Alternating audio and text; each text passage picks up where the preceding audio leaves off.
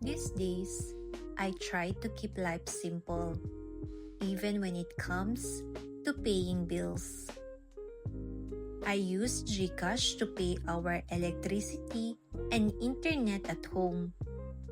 Just tap bills, select electricity, then enter your account number, billing ID, and the amount to pay. Everything is easier now.